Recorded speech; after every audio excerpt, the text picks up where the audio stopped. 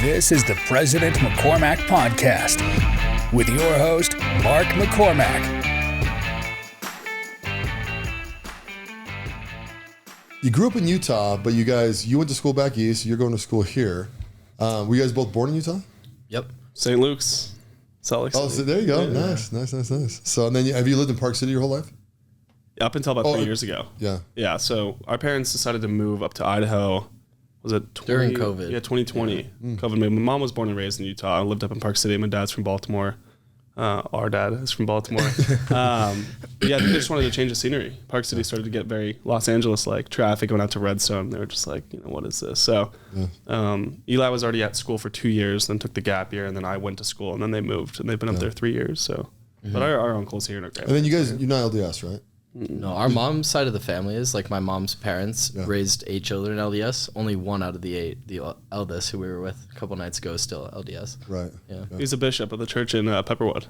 Mm-hmm. Oh, is he? Okay. He's a legend. That guy's so cool. Jeff Weber, he's a legend. So what was it like growing up in Utah not being a member?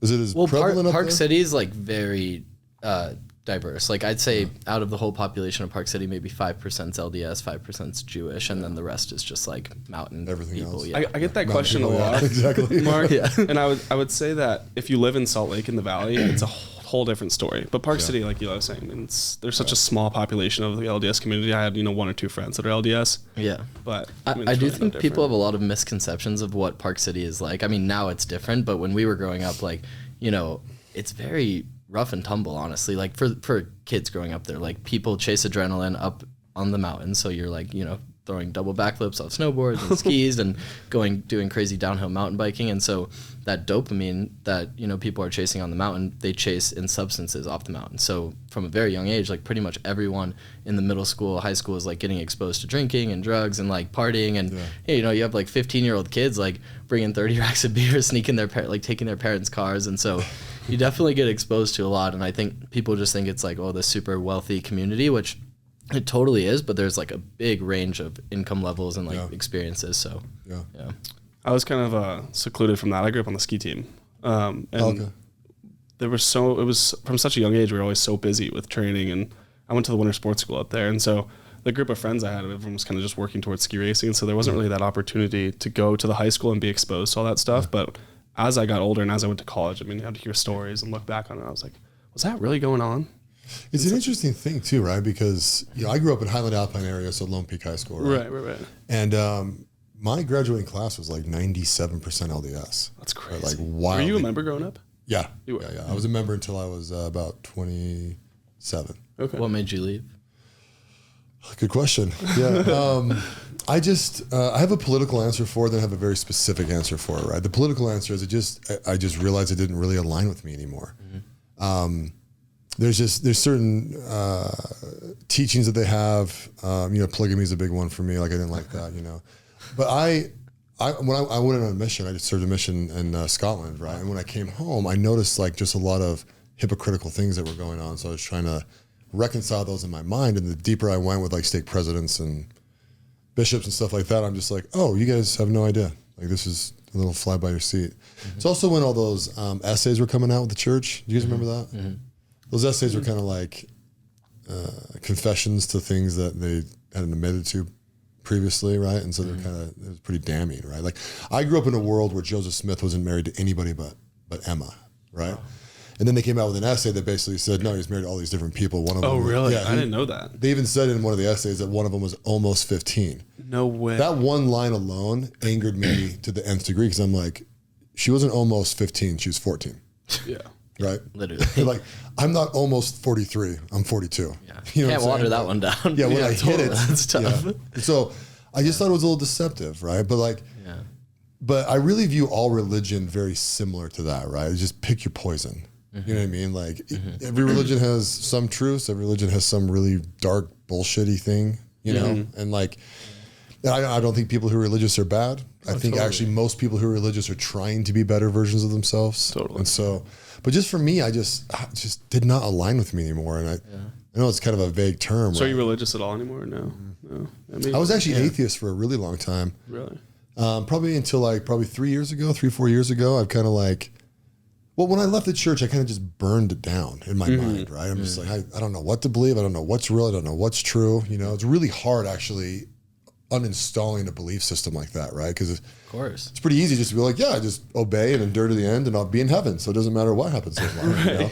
Then you go all the way down to like, oh, I might only have one shot at this and I could be stardust when this is all done. So I better live it up a little bit. You know, 100%. at least accomplish some stuff. Yeah, it was interesting for us because similarly to you, it sounds like our parents had like a very intense religious upbringing, both of them. Like my mom with the church and my dad, his mom went to a bunch of different churches, but She couldn't quite figure it out. But no, by the time she passed, she was a Messianic Jew, which means she's one of 300,000 Jewish people that believe in Jesus, which is very rare, very unique, and I think kind of cool.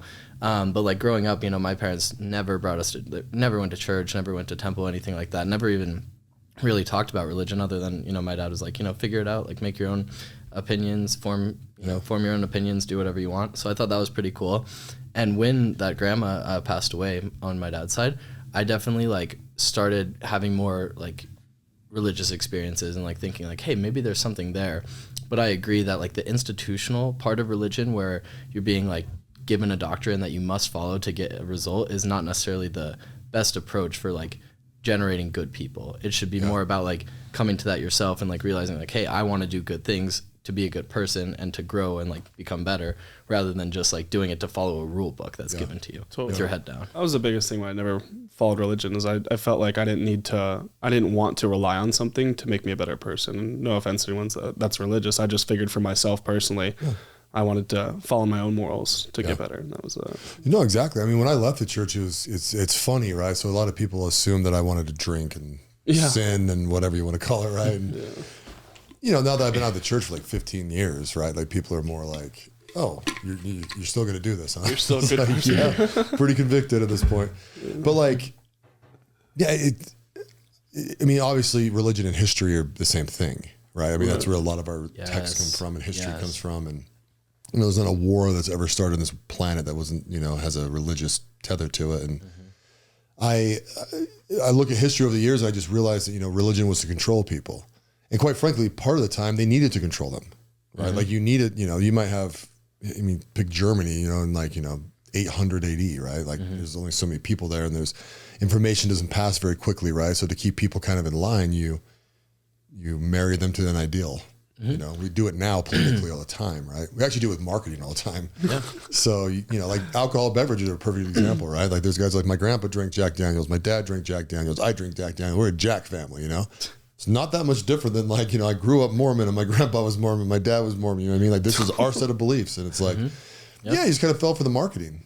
Absolutely. But at the same time, I think like, you know, every human's just out here trying to figure it out. And so like you said, the history and religion being the same thing, I think is spot on, because it's just like a bunch of guys and girls like writing down their observations and their experiences and trying to make sense of like this reality that we're all living in. And so like, yeah, I recently started reading the Bible just out of curiosity. And it's like, you know, almost every story is like, oh, this village followed the bad gods and then they got destroyed by God. And then this one followed the good God and then they got castles and prosperity and grain. And so absolutely, yeah, it's funny, but I think it speaks to like kind of what you said about just being a good person or being a bad person. Like if you're doing good things for yourself, for your community, your family, good things are going to come to you. Yeah. If you're doing bad things, like bad things are going to come to you. Well, and I have a philosophy / something I've learned, I guess, if you want to put it that way. But like your past really doesn't matter, right? It's actually not really a good indicator of your future either. Your decision-making is, right? And so if you've chosen something bad in your past, like it doesn't mean it's going to repeat in your future all the time, especially when you're cognizant enough to realize it's something bad that hurts you, right? So say you had a terrible friend, right? But you had him since you were 5, right? You'll eventually wake up and be like, I like this person, but I also can't have them in my life. So you just get rid of them. It's just a choice, right? So because you were friends with them for 10 years, it doesn't mean that, you know, their bad influence is going to change you. You know, it's just kind of a philosophy thing for me where it's like, no, like if you always dwell in your past, right, you're going to get depressed, right? And if you live way too far in the future and you worry about the future, you just have anxiety. So the closer you get to just being present all the time and just living your life and being present, you don't have any of that other bull crap and you can really focus and get stuff done. Right? Absolutely. And I'm sure you guys, you know, with you guys' business and stuff, we'll get into in a minute, right? Like 100%. You grow it the most when you're disciplined and you just work on it. Yep. I heard something that was like 99% of what you worry about never happens. And I used to be so stressed out about the future. Like, how can I make this work? I want to go to the Olympics. I want to do this and that. Yeah. But like, once you start to realize, if you can just focus on the moment, focus right now, 99% of what you worry about never even happens. That's 100%. True. It's so true. Yep. And it goes back to what we were talking about right when we walked in about like doing the work and making the decision to do the work. Because like a lot of people can make a decision to like go to the gym or to go do a cold plunge, but like making the decision like in your brain to like stop what you're doing and put pen to paper is something that's really difficult for people. Yeah. And when you talked about the past not being important, I agree, but I also think like most people don't understand the way that the brain works. They assume that, you know, your consciousness, your sense of reality, your ego is what's responsible for your reality and your drive and everything that you do. When in reality, 95% of your brain function is subconscious. And so if you have been programmed, you know, or taught religion your whole life, that's going to be programmed into you on a subconscious level. Yeah. That's like kind of like you said, burn it down when you got back, and all these beliefs are changing, and what you thought the perception was is very different than what you're perceiving now. Probably is a tough thing to like grapple with. It is, yeah. Yeah. And so I think like one thing for me is like reading and writing, you know, like simply putting pen to paper and like writing something down programs your brain for productivity. And same with reading. Like if you choose to pick up a book instead of Instagram or a magazine or even a website article, your brain is all of a sudden in work, productivity, discipline, decision-making mode versus like passive scroll, have someone else decide for me mode, which makes a big difference. Our partner, Kyle, he has this infamous rule. It's called the 5-minute rule. And if you're sitting there and you're having trouble with procrastination, if it takes less than 5 minutes, just do it now. And I used to be so bad at the little things like folding my clothes or something so simple, sending an email. Yeah. Oh my gosh, the 5-minute rule changed my life. Like I'm sitting there, I'm like, oh, these two things will take 2.5 minutes each. You know, get it done. Yeah. It's amazing. See, I like that too, because I like the efficiency side of that, right? It's just like be efficient. Totally. Like it's the, you know, I don't want to make it dramatic, but it's probably one of the best things you can learn as a human, right? The more efficient you are, the more time you have for joy, the more time you have for happiness, the less time you spend worrying about dumb crap or doing dumb crap. Totally. I made a video about that yesterday because one of the biggest topics we've talked about with people is how have you managed to build this multi-million-dollar conglomerate while being in college? And the answer is simple. It's time management. If you set a certain amount of time away for school, you set a certain amount of time away for work, and then in between that, you set time away for friends, girlfriends, whatever you want to make it, changes totally.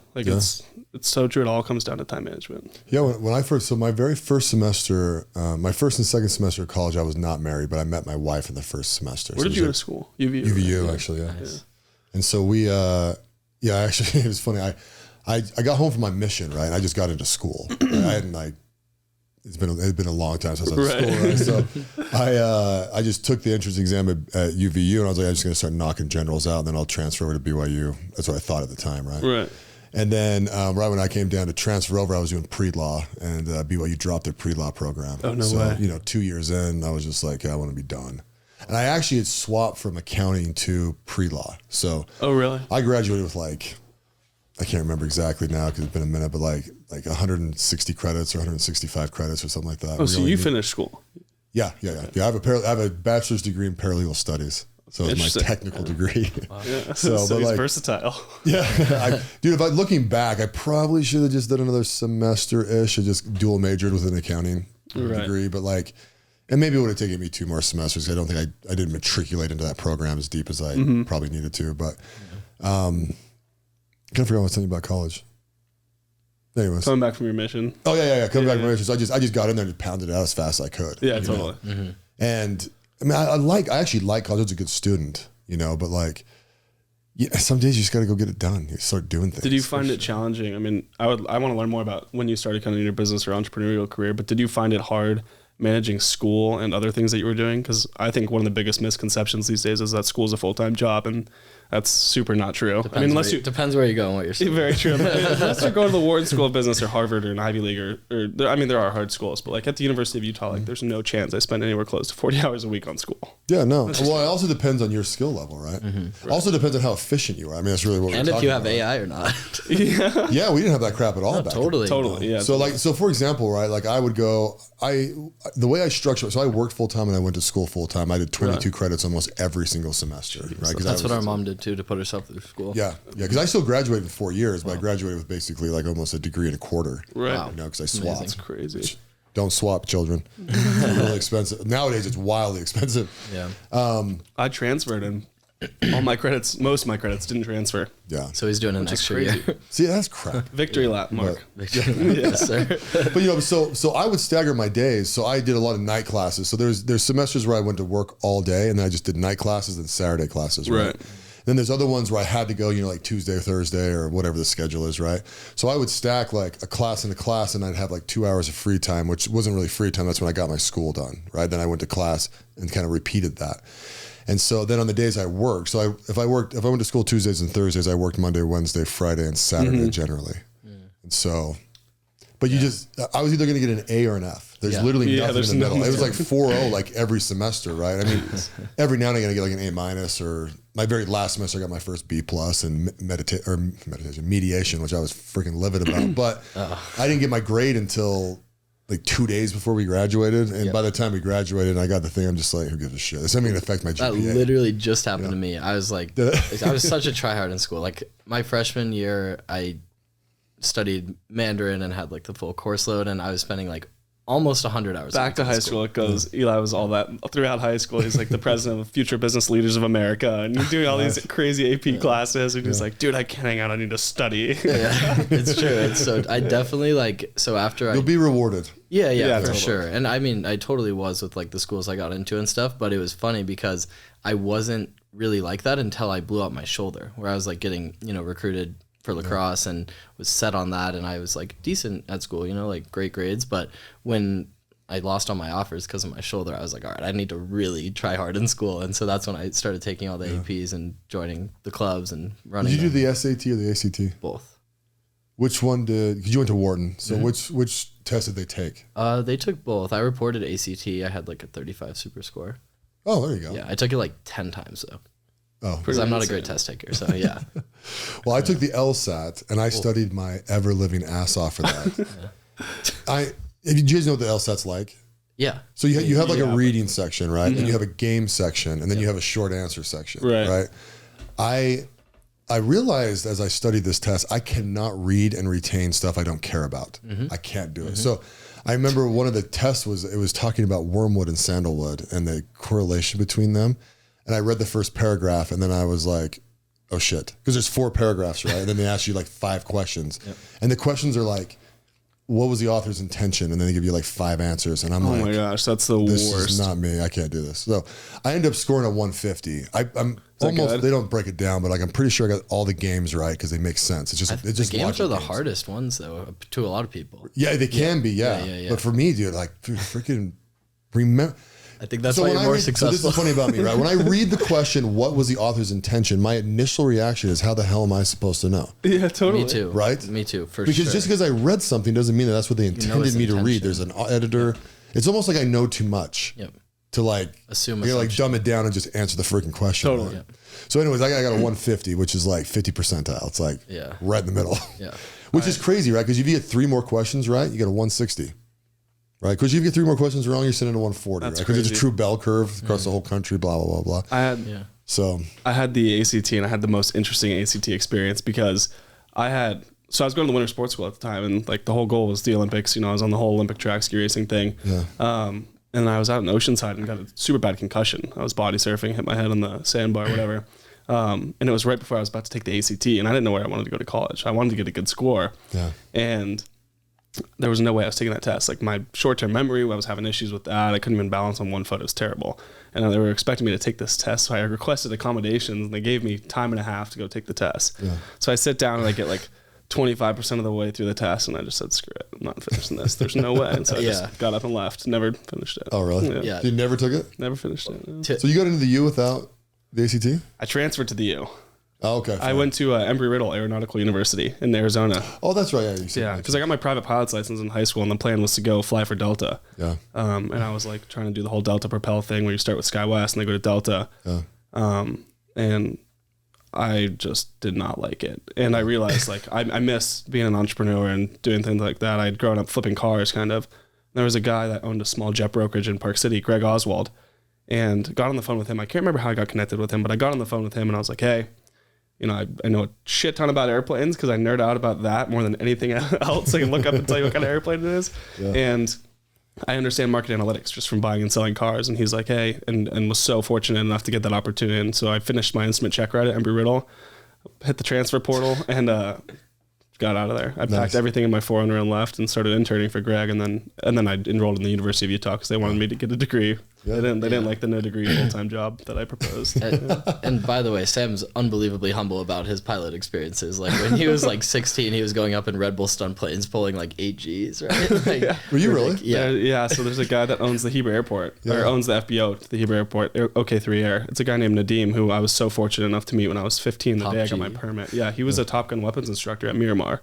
Wow. He was an F-18 Hornet pilot. He's one of the most badass figures on the planet. For sure.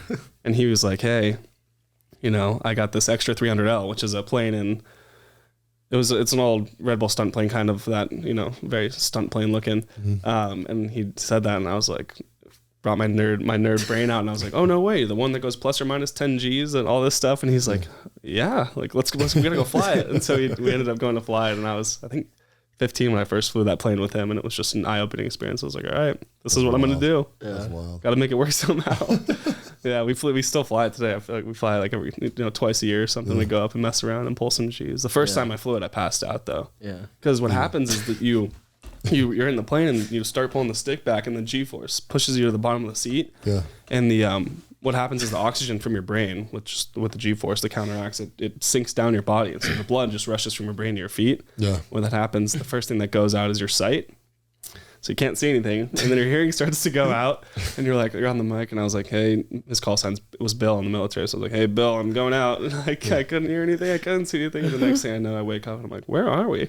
Oh my gosh, that's not scary. Yeah, I'm like sweating thinking about that, man. That's insane. Yeah, it was scary, but I've always watched that, you watch people like the G-head amuletors kind of doing this whole thing, like melting down, and I'm just like... There's some crazy videos of Sam, which is like, I'll show you a funny video. It's so funny. But the trick is to use it. They use a G suit in intense G forces, which basically just inflates, and so it sucks your muscles in, so the blood can't rush down as fast. But there's tricks. You kind of just flex your whole body and try to stop the blood from rushing to your feet. But it is practice. Scary. Yeah. That's cool. Yeah. One or two more things on the ACT stuff. One, like, because of some like gifted and talented program I was part of, they made us take it for the first time when we were in 8th grade, which is like pretty early. And so I got like the idea of like, what it is very early, which helped me strategize. But there's gifted and talented. Thank you. What can I say? But what was your first ACT score? Do you remember? Yeah, it was 25. But like the thing is, I'm genuinely like not that good of a test taker, and I was like super upset about that score, in fact. But the reason I brought it back up was because Sam said something about accommodations, and like whoever's watching this, I would genuinely recommend like taking advantage of these snowflake administrators that allow like seriously, like that is my biggest regret of school. Like I'm scared to take this test. They're like, oh, you have all day. I literally like so many of my friends at Penn did this too, and like it is an unbelievably unfair advantage that everyone should take advantage of, because the bar to get test accommodations is unbelievably low. So and ADHD, right? Yeah, literally anything. You can just like go and like, say like whatever. But and the benefit you get from it is the most unfair advantage you could possibly imagine. You get a private room for a test, so you could bring your computer, your phone, ChatGPT, whatever. You get time and a half on any test. No test taking advice to be taken. No, I mean it's it's actually crazy. Yeah, you get the private room alone. Like you can just get a better score than anyone else. And like for me, I just like I don't buy into the matrix. Like I just got my first C. I've had like very good grades. Like I got A+ in Mandarin, Arabic, whatever. But this freaking psychology class, I had to take it for a requirement, and it was about mental health, which is something I'm really interested in, and that ties back to something in Park City about substances that I'll go into in a bit. But this class, like the content was okay. It seemed kind of outdated, honestly, and the whole setup of it just sucked. You just feel like a number, right? Because like a lot of the Wharton classes are very intimate, like 10 to 30 people, specific and individualized instruction. And then the psychology class, like big lecture room, so boring, people sleeping, people playing computer games, watching movies, like it just sucks. And but they're paying $80,000 to be there. Yeah, I'm like, this is awful. And so, I barely do any work for it. I barely go to class, and like the professor hates me and like totally is like, she's like threatening to make it so I don't graduate type thing. And I'm like, come on, like this is ridiculous. Like I've worked in mental health for 10 years. One of our portfolio companies is a mental health and wellness app. Like we care a lot about this stuff, and I do too. And like she just didn't care. She's like, no, you didn't come to class. Like you didn't take, you didn't do the extra credit. I did an extra credit paper. She gave me a 0 on it. I paid someone to do it. So like kind of on me, but I lost $150 and they got a 0 on it. So I'm pissed about that. But so that's a real thing. There's guys that'll just do papers for you and stuff. I have to say I paid someone for the first time in my life to do an exam for me this past year. I mean, we just got so busy with everything, and I had a really hard time justifying sitting down and studying for this test that was never going to help me in my life, or have someone help me with it. And huge I hope I'm not incriminating myself. Yeah, no, I didn't pay my bottom line. I took him out to lunch in the McLaren. It was, it's fun. But there you go. it took him like 5 minutes to take the test. And it's like, for me, it would have taken me, 10 hours to study and a lot. I wonder if you can get in trouble for that stuff. I hope not. But like one of our LPs, this guy's hilarious. He sold 2 companies, one of which he started when he was in college. You'll love this story. To be unnamed though, because I don't want to get him in trouble. Unnamed, tall Pakistani beauty. But we love you, Zaid. But anyway, this is actually this is what inspired me and Sam to do this, because it's hilarious. He hired a stunt double.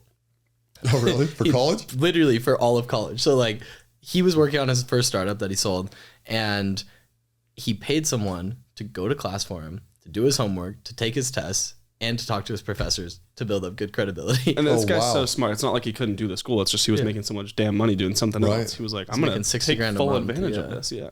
Oh, I'm actually anti-college a little bit.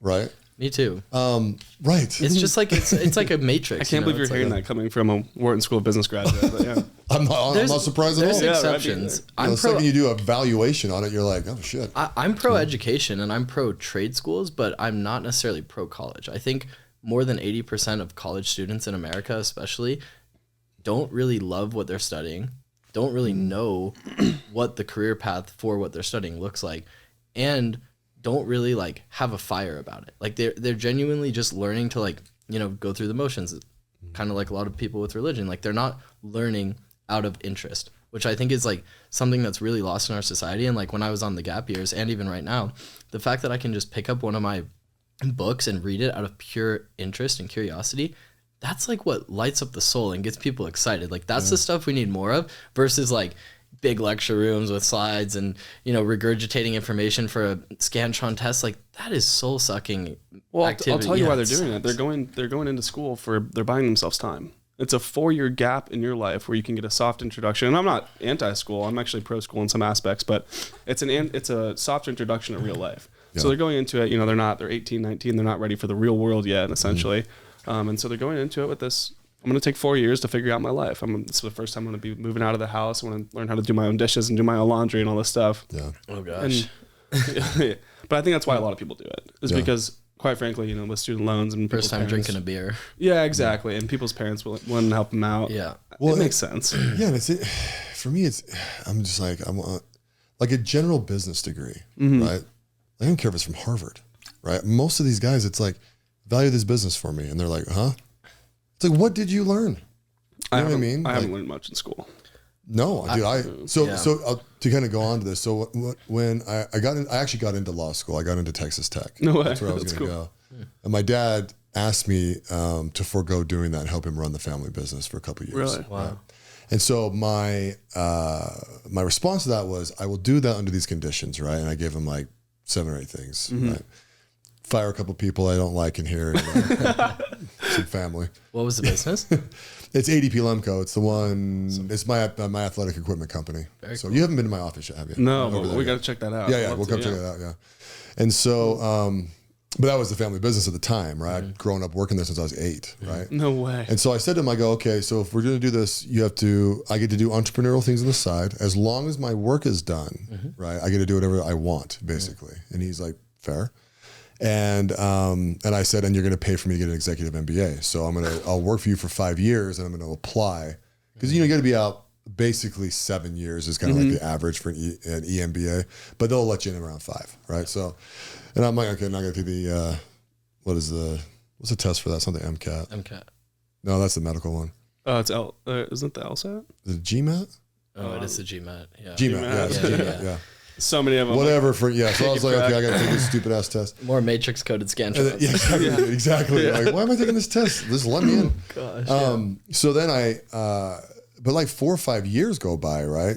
And quite frankly, we almost went bankrupt. Like, it was wild. No way. Right? He kind of threw me the keys a little bit and kind of did his own thing. And I was kind of like. So at this point, you were probably what, like 25? 26. 26, yeah. 26 years old, yeah. That's pretty cool. Mostly because I had 2 years on a mission. Yeah. Are you glad? So yeah, I graduated college in 2007. I was 26. And by July, I was named president of the company.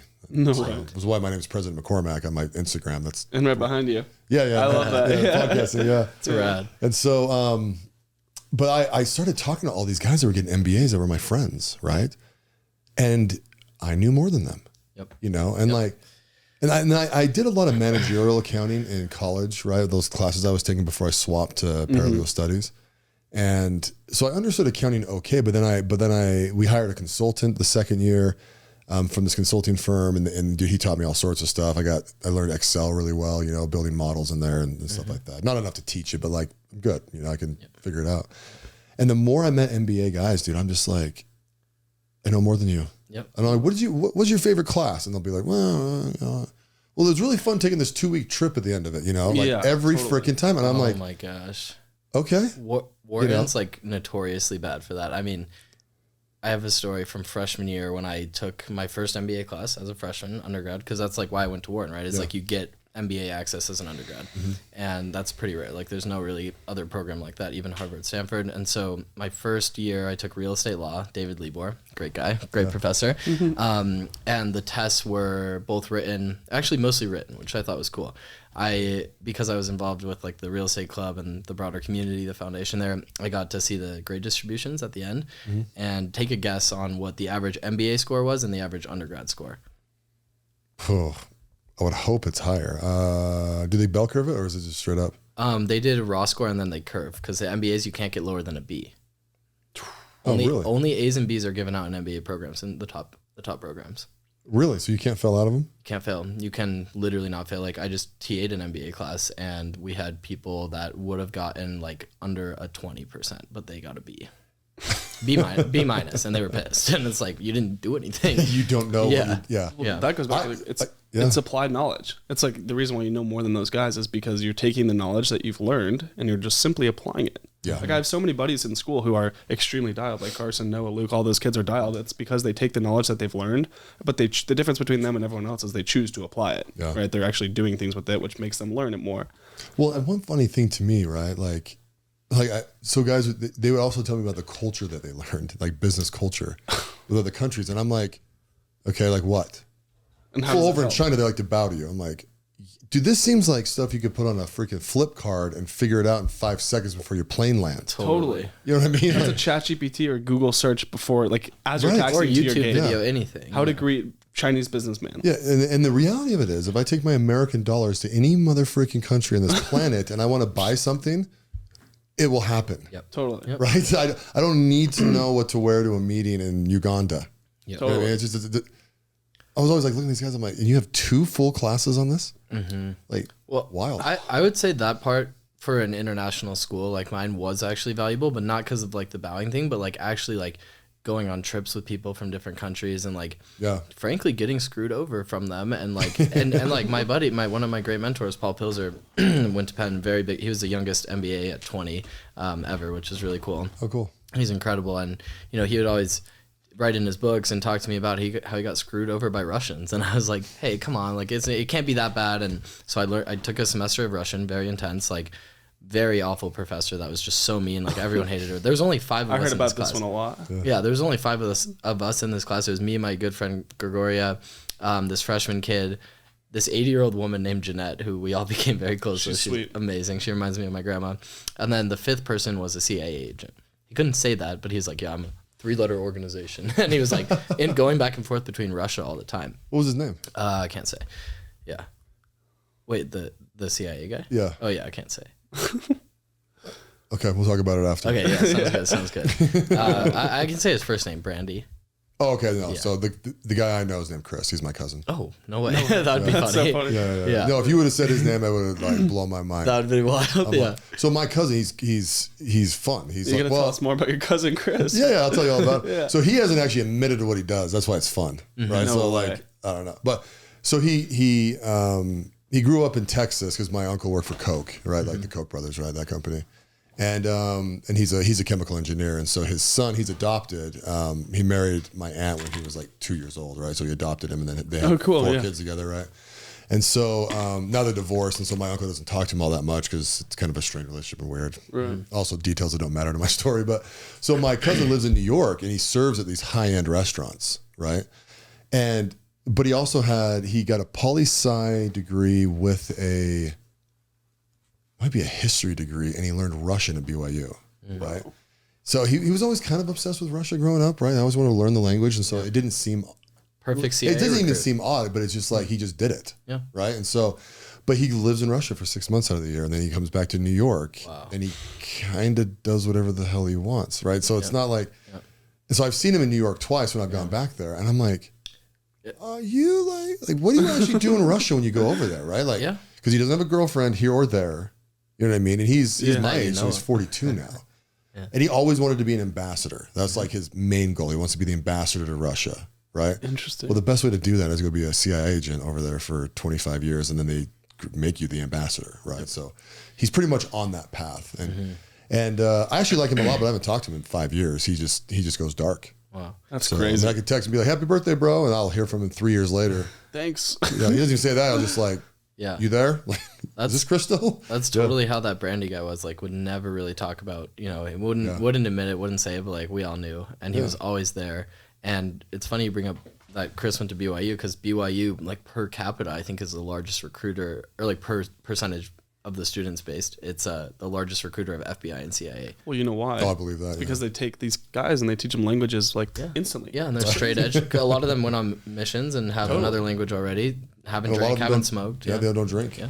There's a lot of, to be a good CIA agent, like you can't ever compromise yourself, right? Totally. So like when you don't ever compromise yourself for religious reasons, it's like, makes a lot of sense. Totally. Yeah. Have you seen, there's this ex-CIA agent, Andrew Bumaswamy, probably butchering his last name, but these podcasts, I cannot believe they're not getting taken down. Like, he is saying some Oh, no, I think I've seen that. I've seen clips hair. of that dude, yeah. Wow. I mean, bang for buck, like him, Hermosi, maybe the All In podcast, I just like learn so much. It's insane. Like per minute of listening to that, I just keep like doing a double take. I'm like, there's no way he just said that. Like, that cannot be real. Have you heard the dark web guy talking on podcasts? He's a little skinny guy, and he talks about like grabbing like little things and turning them into microphones. And no way. I'll send you some clips, because I never remember his name. They just kind of, as I'm using the bathroom and going through TikTok, I see him. But dude, the stuff he says about the dark web and like how it's all interconnected through the NSA, and dude, it's wild. There's conspiracies that the NSA started Bitcoin.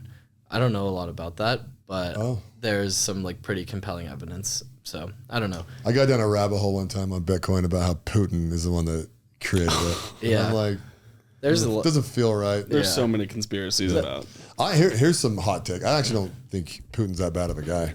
I don't either.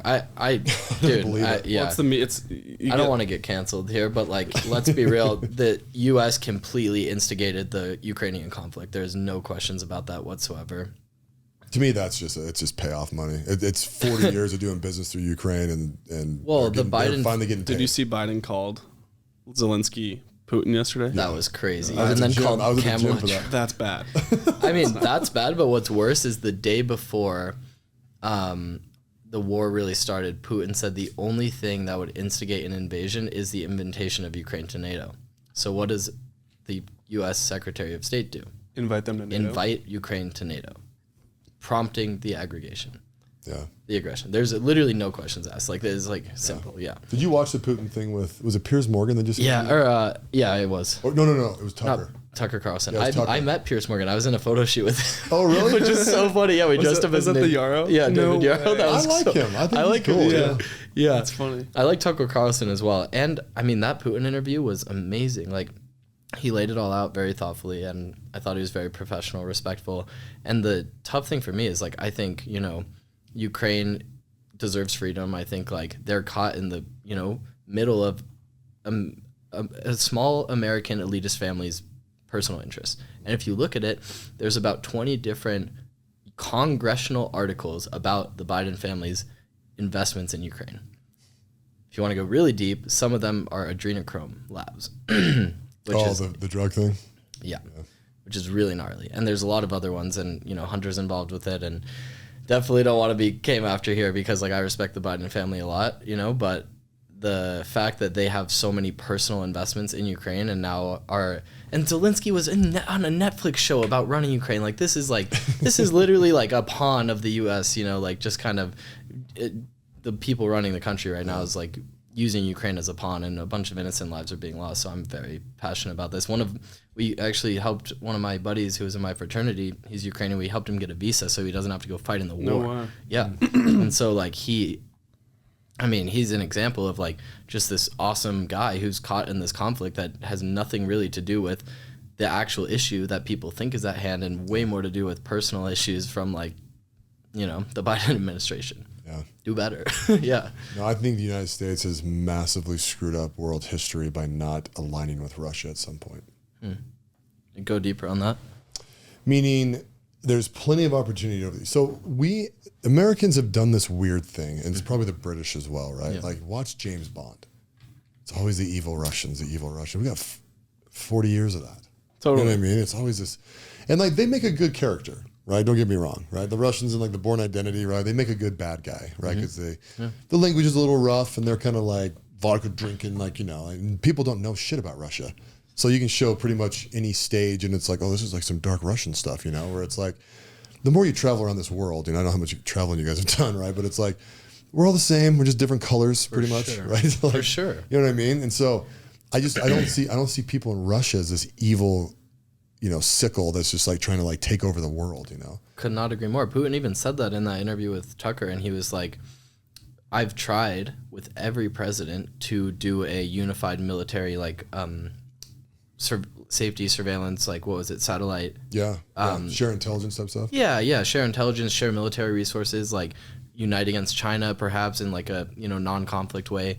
So I agree, and I think like it goes to a deeper point of like the bureaucracy and why so many people like Trump is because, you know, Trump is and Putin like call out the fact that it's not really the president running the show, it's all the people in his administration and who are in charge of the three-letter organizations who have been there for 5 decades and are just like perpetuating the corruption. And it's really sad to see, especially like the Israel and Gaza thing. So what you just said about all of us being equal, I could not resonate more with.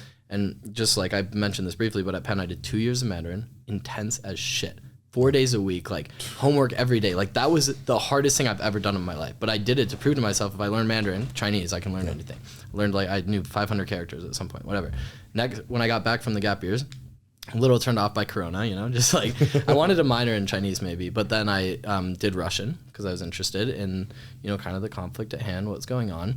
And then I did French, and then I did Arabic. Yeah. And I did Arabic at the same time as I did a Hebrew literature class with a professor, Nilly Gold, who's an amazing person.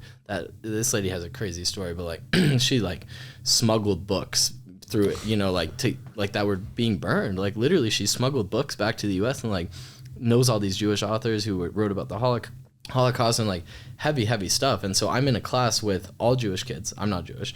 I mean, our family's Jewish. I've been to temple a couple times, a couple of bar mitzvahs, but not intensely Jewish like a lot of these kids. Yeah. And it's like room full of Jewish people. And then in my Arabic class, and I went from the Hebrew literature class to my Arabic class. And once again, these Penn language classes are very intense, like unbelievable. And both of these professors of both of these classes are like the figurehead of the conflict at Penn. And Penn was like kind of one of the biggest like spotlighted campuses throughout the conflict. And so I was like going from one class and all my Jewish friends are crying and like bawling and like one of their sisters in Jerusalem and like it's a big deal. And I'm going to the Arabic class and all of them are crying and like their families are in Gaza getting decimated. And like, look, I definitely empathize for the Israeli state and especially like the hostages. It's terrible, but I don't empathize for bombing civilians at all, even if there's camps above or like, you know, tunnels underneath churches and schools. Like you should not be killing civilians. I saw it the other day. There's 180,000 dead Palestinians. That is unbelievable. Mm-hmm. For 40 hostages, I'm sorry, those numbers are just completely disproportionate. And same thing as Ukraine. It's like we are killing innocent lives here for money and for power and for personal interests. And so like in, you know, Israel and Gaza, people think this is about, you know, the hostages or religion, and it is not. It's about access to the canal, because that canal saves, you know, hundreds of billions of dollars by not having to go around Africa. Yeah. So in the 40s, they proposed a plan for a new canal through where kind of Gaza is from Israel. And, you know, they've also proposed like a Disneyland in Israel, all this stuff. But like, it's crazy. Like, we really don't need to kill people to do these things. And, you know, I bet if you employed those people, they'd help with the canal and share the economics, you know, and then you build a bigger pie. Yeah. And it's sad that we resort to conflict because of the, kind of like you said, the history that America's perpetuated through the military industrial complex. Yeah, no, absolutely. It's crazy. Yeah. Sorry. Very passionate about this. No, I love it. I love it. Yeah. Actually, I'm really impressed, you know, because, you know, people listen to this podcast. I mean, you're 23, right? And you're 21? 24. 22. Yeah. 22, yeah. Oh, that was close. Very, yeah. You know what I mean? You're young, right? Mm-hmm. My generation looks at your generation like a bunch of morons generally, right? You Totally. know? And it's not that you're not it's almost like we're annoyed because you guys are wildly capable, right? You also grew up in a world where, like, I grew up in the analog world that moved to digital, right? Like, you guys grew up in a purely digital world where information was so easily accessible to you, right? And so, you know, as we look down, we're kind of like, why are you so freaking entitled? And I'm obviously not talking about you guys. I'm talking about like the whole thing. No, totally. And I really like the fact that you guys understand what's actually going on in the world. You know, because there's, even in America, right? Like, one of the things I get so annoyed with is people like Trump or Biden. And I'm like, they're both horrible choices, right? But the only thing that actually, that's not true. Trump is the clear choice. It's very easy, right? It's protect the border, protect the economy, and stay the hell out of my life. That is what the government should do, right? But our government has been twisted so up in welfare state and this, that, and special interest this, and it's insane. They can't pass a bill that's not 75 pages. You know what I mean? Like, have you guys ever written a law? Have you ever taken a law class? I just finished business law, and it's so interesting. We read a couple of the documents. Yeah. It's unnecessarily complicated and excessive and long. If you can't write a law in 2 pages, I'm sorry, right? Totally. Write 100 different laws. Don't slap 2,000 things into one law. You know what I mean? It's like, Totally. like they might pass a law about abortion somewhere, right? And they'll write in $80 million for a freaking museum in Washington State. It's like, what? For sure. You know, Obamacare was 2,500 pages. That's why I wanted to go into politics originally, and I'm grateful that my dad talked me out of it, but also my own experiences talked me out of it. Like, my freshman year at Penn, I went to several congressional hearings. Penn's very connected politically and in the business world, and so I went to Congress and sat in on like an issue about substance abuse and mental health and the opioid epidemic. Room full of absolute bozos. I'm sorry. Like, these guys are just talking their butts off with no substance whatsoever, and they're just arguing with each other. And it's like, you can talk in circles all day, and that's what they do, and nothing gets done. And that's why we are in the situation we're in, with more people dying now from COVID and opiates than 4 years ago. Yeah. That's crazy. I did not know that. That's crazy. Yeah, more people, and Trump talked about this in the in his interview, which was right before the debate on the All In podcast, but like, there's been an increase in corona deaths since corona actually came about. And the opiate thing is like getting a lot worse too, and very few people are talking about this. And the opiate thing ties into why I'm super passionate about mental health, is because when Sam and I were growing up, our youngest brother Josh, he was 13, and 2 of his buddies that had like just come over to our house a week before freaking overdosed on fentanyl and died at age 13. Like, rocked our community. And then less than a month later, Josh finds a dead body like 100 yards from where he sleeps at night. Ex-policeman shot himself. And that just like... Do they know why? I think his wife divorced him, like some dark stuff for sure. Okay, yeah. But like, it just made me realize like everyone is dealing with something. Like 13-year-old kids using fentanyl to 50-year-old policemen shooting themselves in Park City, Utah. Like, people think it's all roses and butterflies up in this like billionaire ski community, which it's gorgeous, it's awesome, but like, it doesn't matter where you are. We all deal with stuff, and that made me just super passionate to like join the board of this like mental health nonprofit, start doing like unified substance abuse, getting involved with like overdose treatment. That was like some of the gnarliest stuff I've ever seen, like doing naloxone for like overdosing addicts. Like, that is like as gnarly as it gets. And it's just like insane how people think like, oh, this person has that money or this house, so they never deal with depression or anxiety or any issues. And it's like, no. That's my least favorite thing that people talk about, is that money solves issues. It's like, everyone has issues. You got money. Everyone has issues. More money, more problems. It's so simple. Yeah. But mental health facilities and drug rehab centers, very bullish. Very bullish. Because I think, to Eli's point, like, as we grow and as we see more opioid crisis, there's going to be more mental health facilities, drug rehab centers, and old folks homes. And I think those three. Well, and to your point too, right? Like your generation, you know, I'd say 15 to 30, basically, right? In that realm, right? Their anxiety levels are off the chart. Totally. Off the chart. Like I was watching a YouTube video on this, and the guy was talking about it, and he was just like, he goes, it's like a 500% increase on anxiety medication, right?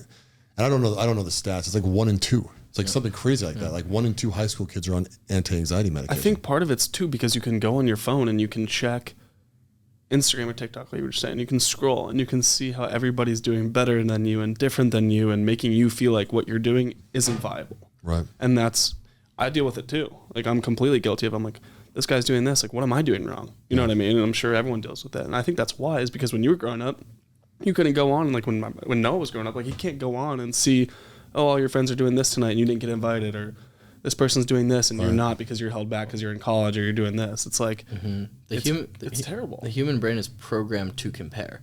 And that's why, like, you know, if you're born into money, you're oftentimes like not that happy because it's just everything you're used to.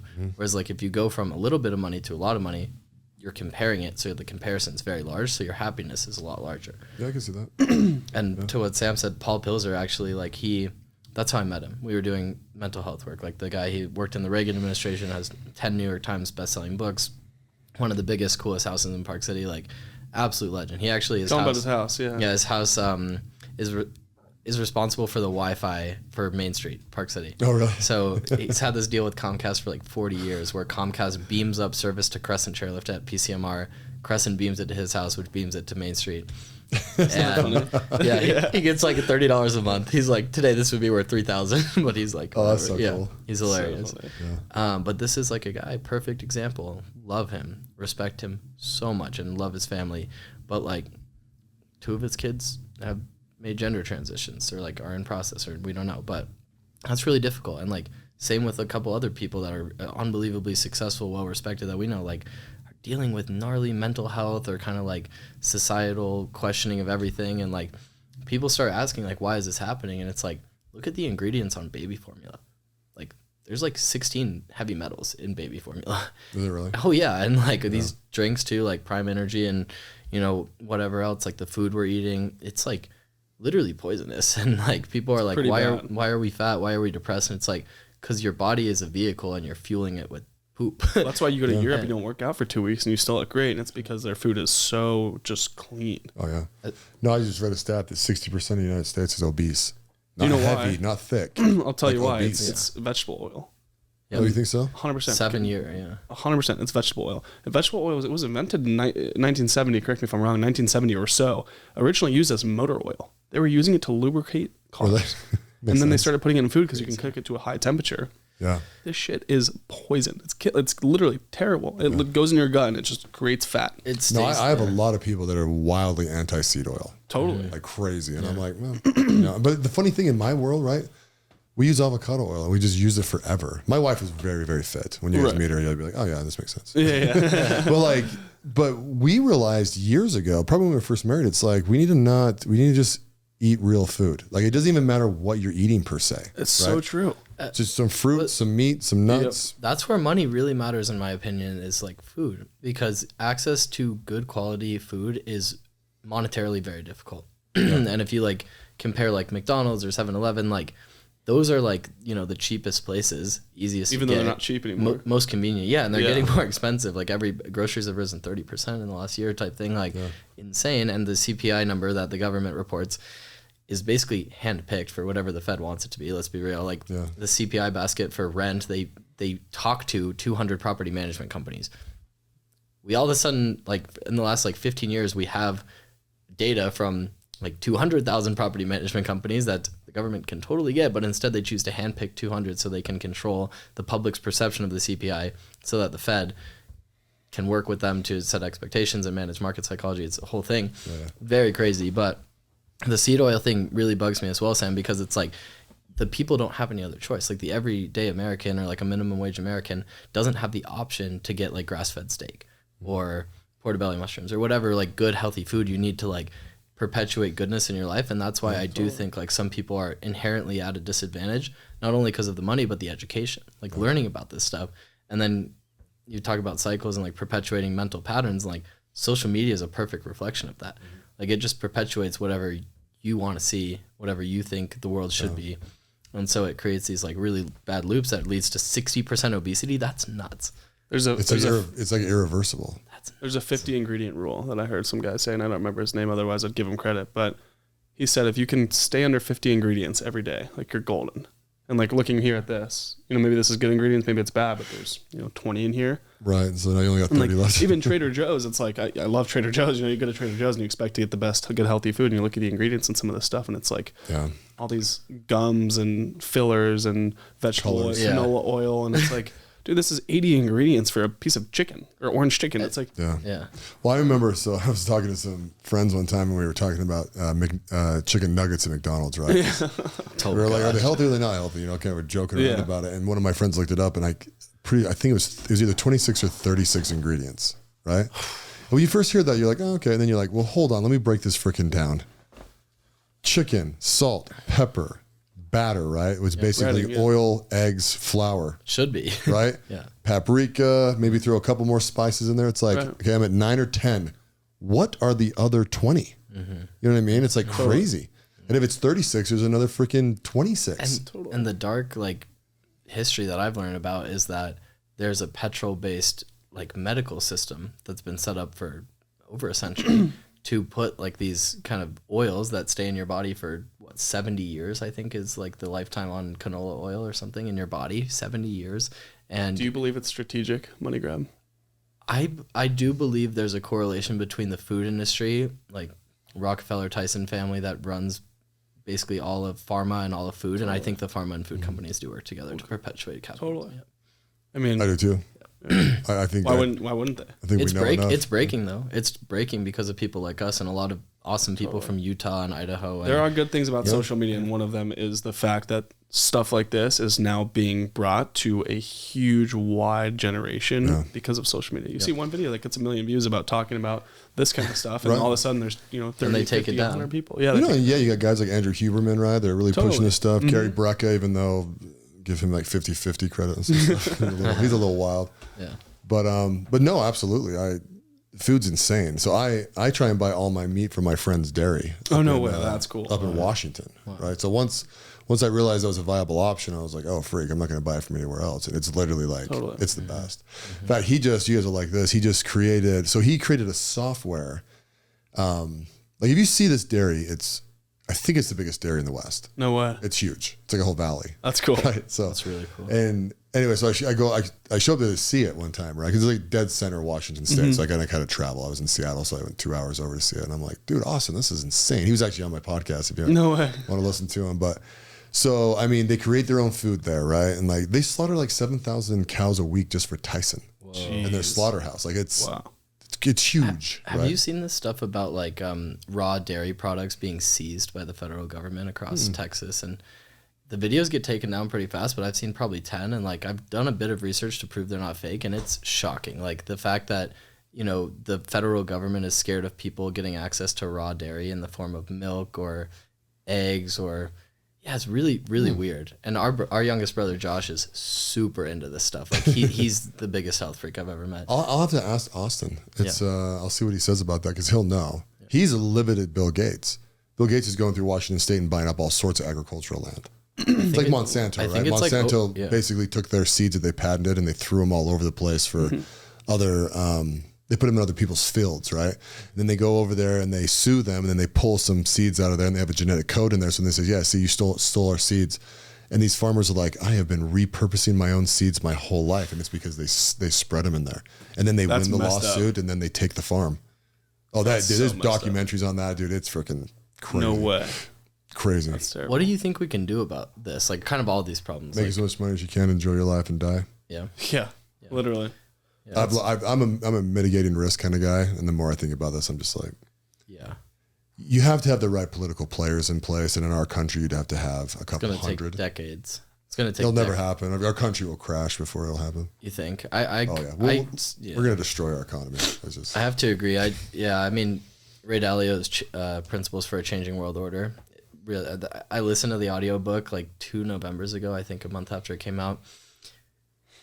just so depressing, like talking about how, you know, in the Roman Empire you have like people starting to question their sexuality and their gender and, you know, get fat and bred in circuses, like, you know, big, like Taylor Swift going to an NFL game. Like, that can't be because the NFL ratings were dropping so much. Like, it can't be, right? Yeah. And like, I don't know, I'm really scared for the country as well. Like, that's why I do what I do. And like Sam and I are so passionate about like investing in things that are going to make the world a better place and leave it better than we found it. Because there's this quote, and it's like, we only are able to sit in shade because a couple men, you know, wanted to plant seeds for us years ago.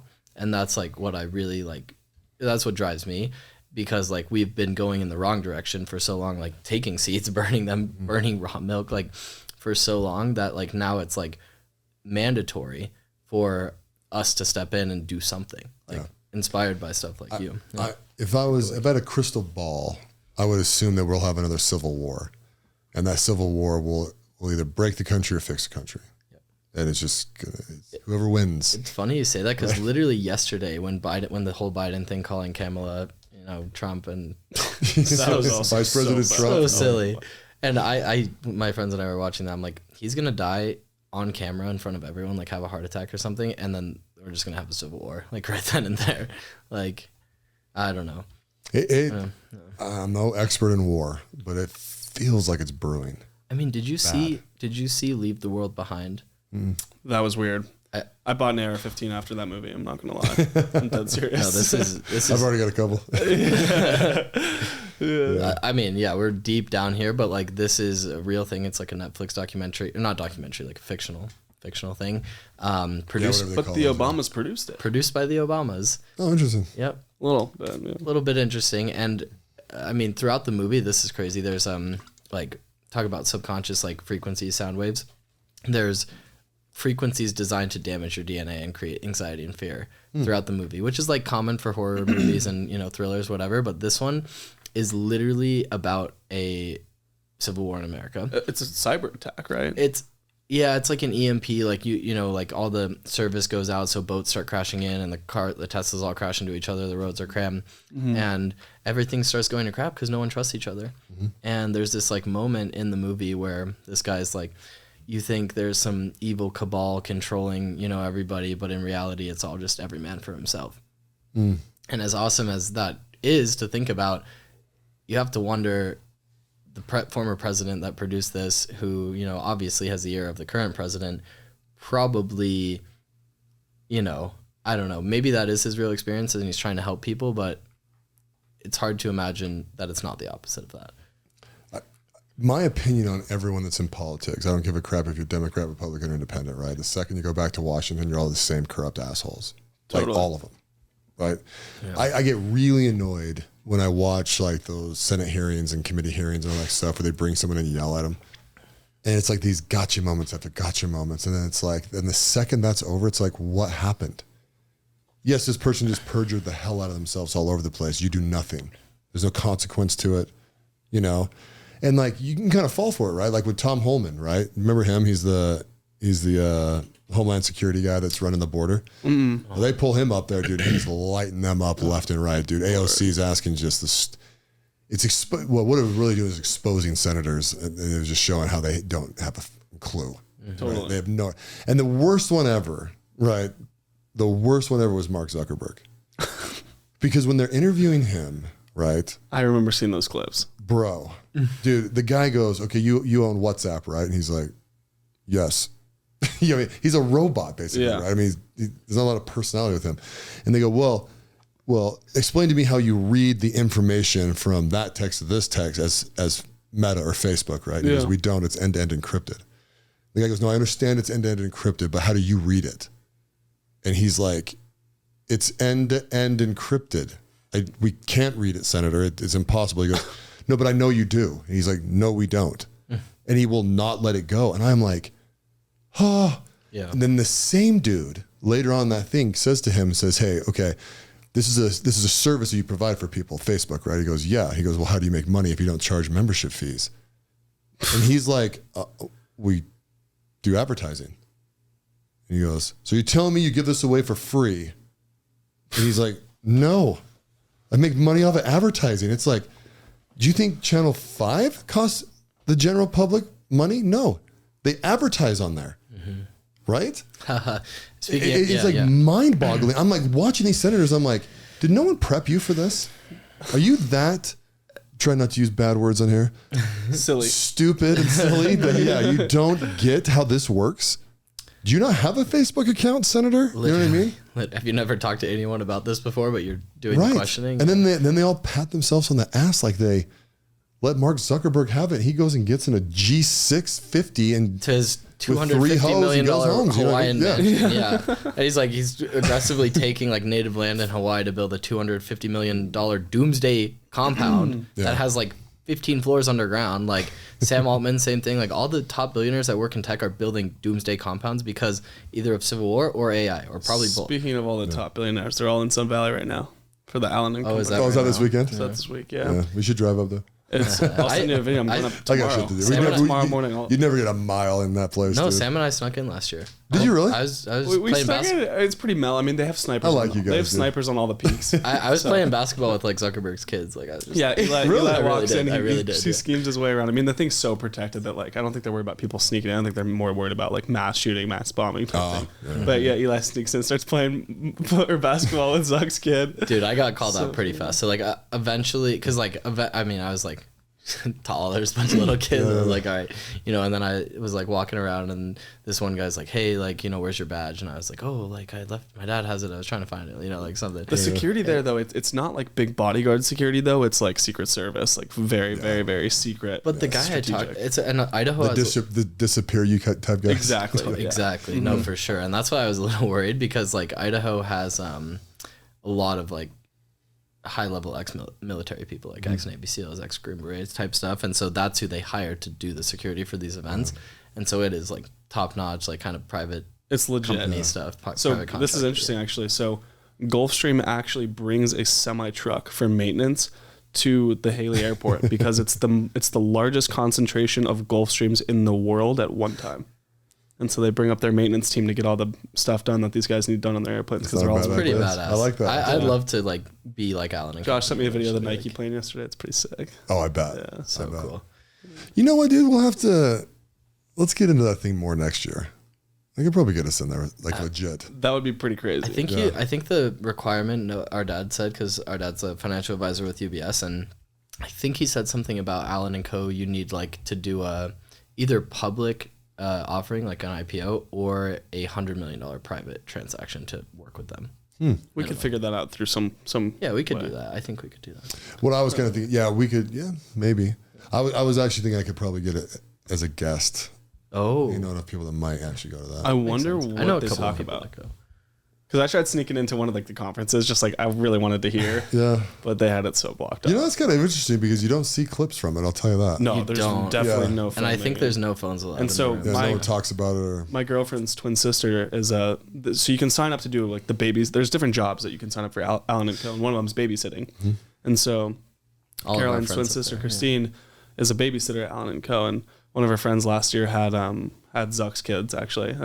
But like they have this app on your phone and it tracks every single thing you do, every picture you take, and they make sure and they monitor your phone to make sure you're not taking any pictures or videos of what you're doing with the kids, anything. It's crazy. Well, when you brought up the NSA earlier, I almost said this too, but people are under the assumption that your phone like isn't like that the government isn't listening to your phone 24/7, which is quite silly considering these are like high-tech surveillance devices and like TikTok, for example, and every app on your phone. When you download an app and make an account on your phone, it has access, unless you explicitly turn it off, to all of your photos, all of your texts, all of your personal data. And that's how these companies like become so valuable. Like Be Real, I think it just either sold or did a round for like $500 million, and that company doesn't make any money. They don't advertise. They won't do well because it's trendy. I'm calling it now. Well, I agree. I totally agree. And it's kind of like Snapchat. Like Snapchat stock is down like 85%, 90%, and no recovery. They've tried collabing with Ray-Bans, and then Mark Zuckerberg stole that, which is awesome, honestly. And they tried to. Yeah, when you got Zuckerberg after your company, you're gonna be in trouble. Oh yeah, totally. Hey, and look, Zuckerberg. People have his differing opinions. He's a hero of mine. Like when I was looking at going to Harvard instead of Penn, like I was like inspired by his story, like, young guy building in tech, entrepreneur, successful CEO, like might not be the nicest guy, like has definitely scummed some people over, but like he's made it happen. Like he's everywhere. We said his name like 5 times today. Well, yeah, if you take the best stuff that he's done, it's very admirable. For sure. Totally. In the business world, it's wildly I think his initial vision was great, like connecting the world on the internet. That's a great vision. I use Facebook every day. Look for trucks. Where it gets dark, I think, though, is like, did you read the Facebook papers that were released? I did not read those. Dark, dude. It's the talking. psychology's part of it. And Is it talking about like people? marketing and how they're gonna? It basically said that they knew that Instagram was like causing girls to have like negative self-image and like more depression and higher suicide rates, and they like they wanted to keep going. They like upped the algorithm. They were like, it's working. They Like, want you to stay on their app, right? That's why that's why they reward engaging videos on Instagram. You can't stay on if you kill yourself. But yeah, it's that's it. But you sacrifice a few outright, and then but you have people that are so maybe they have wildly addicted. Yeah, totally. No, Instagram's interesting. I had a friend one time. He said to me, he goes, dude, I really admire your social media. I go, oh, thanks, bro. He just goes, you just put whatever the hell you want up. And I'm like, yeah. I go, like, what do you do? And he's like, well, everything I do is super curated. And I'm like, that's exhausting. Yeah, totally. Like, yeah, no thanks. I mean, I've only got like 4,000 followers. So it's not like I'm some freaking influencer or anything. But like, I don't know, man. I refuse to go, this will be really good for my Instagram. Yeah, totally. That's like, I mean, the more you guys see my Instagram, I was literally just like, I'm in the mood. Hit a picture. I'm like, this is in my head right this second. Then I don't think about it. And 99% of the time, I'm sitting in the toilet. Well, every time I do that, no, I love that. I'm the same. That's my favorite time to scroll. It's funny though, because every time I put like something very candid up, like 3 of my friends text me like, "Are you okay? Like, what's going on?" I'm like, just feeling bold today. Like, I feel great. Like, yeah. No, I put a thing up one time. It was funny. I was having a rough day, and I went through a period of time a couple of years ago where I felt like I wasn't that good of a dad. Because when my kids were little, I built my businesses, right? So I was gone a lot, right? And in my head, it's way worse than it looks, right? If you looked at my life, you'd be like, you weren't gone all that much, but I was, right? I just really I can't remember my kids little. How many kids do you have? 3. I got 3 kids, and so how old are they? So 14, 12, and 8. Nice. So You got time. You got time to make up for that. Yeah. Well, I'm with them all the time now. I mean, that's it's awesome. Yeah. And we homeschool and I teach them, and like there's all this cool stuff I do with them now, right? Right now I feel like I'm a really good dad, but I was starting to lose weight at the same time. So I've lost like 80 pounds in the last year. Good for you, dude. Yeah, it's like Crazy. You're a stud. And so I go to the gym. And I'm not with my kids, and I tell my wife, I'm like, hey, meet me at Goodwood, right? Because I'm like, let's go get me some meat, and then I'm going to finish the gym up. So it's like 8 o'clock at night, right? I'm beat. I've been up since like 5 or 6, something like that. Went to work, went to the gym, just one of those days, right? And I'm like sitting there, and I'm sitting there with my kids, and my son says to me, he must have been like 9, right? He just goes, oh, what did he exactly say to me? I said something, and he goes, well, I know Kevin Hart better than I know you. Wow. And I go, what do you mean, buddy? And he's like, I just know Kevin Hart, blah, blah, this, blah, blah, this. And he's trying to be funny, right? Like he was trying to crack a joke. And he's just like me. He's just always kind of teasing people and blah, blah, blah, right? And I knew that. Like I knew that whole thing. And dude, it hit me like a freaking samurai sword cut me in half. And like, I started feeling sad. And like, I'm like, how can you not know your own dad? Like I sleep over with you all the time and like all these things, right? And he just starts going off to the next thing, and eats a French fry and starts talking about something else, right? Yeah, and he doesn't think twice about it. You're just, nothing. And I'm just like, spiraling. It is like blowing a hole in my chest. And I'm like, but I'm smart enough to know, I'm like, this is so stupid, Mark. Why are you getting all emotional about this? So I'm in a separate car, right? So I tell Michelle, I'm like, I'm going to go to the bathroom. So I go to the bathroom. I text her. I said, hey, I need to be alone for a minute. I'm just going to bounce out of here. So just pay the bill and I'll see you at home, blah, blah, blah. And she's like, all right, love you. And dude, I come home and I hadn't taken a shower, so I've been sitting on the toilet, take my clothes off while the shower's heating up, right? And I just do an Instagram post. And I do a picture of Kevin Hart, and I just write this thing, and I said, hey, dude, today my son said this thing about me, and it just hit me hard. It just makes me want to be a better dad, and I hope everyone, blah, blah, blah, whatever. Right? Totally. Wow. And dude, and then I take my phone, I throw it on my nightstand like I normally do. It's like probably 9:30 or 10 now, right? And I don't look at it till the next morning. Dude, I wake up, to freaking calls and texts. 15 voicemails, unlimited texts, dude. Like, but most of them were like, I feel the same way. Well, and then the DMs that I had, they weren't checking on me per se. I mean, some of my friends were just like, Mark, shut the hell up. You're a freaking fantastic dad. I look up to you kind of thing, right? But a lot of them it was like, thank you for sharing this. I feel the same way sometimes, just over and over and over. Because when I woke up, I'm like, that's like a self-serving, give me a like post, and I don't like doing those. So I was going to pull it down. So literally the first thing I did, I opened my phone, I'm like, I got messages. I went to Instagram and I went to like, I saw my notifications and it's like 200 likes, 75 comments. And I'm like, whoa, it's like, it's still to this day, the most interactive post I've ever had. Oh, no way. And it's just because I was just being honest and real in that one moment. Yeah. And so I thought, you know what? I'm just going to do more of that then. If I feel like something, like, I don't know if you guys see that thing I posted yesterday about God and the universe. I saw it, but I didn't look into it. So I do it every morning. When I get on the treadmill, I just walk on the treadmill and I look at the universe. I try and understand. I did see that. I actually was meant to ask you about it today. Yeah. I try and, I'm literally trying to find any evidence for God. Yeah. Right. That's what I'm doing.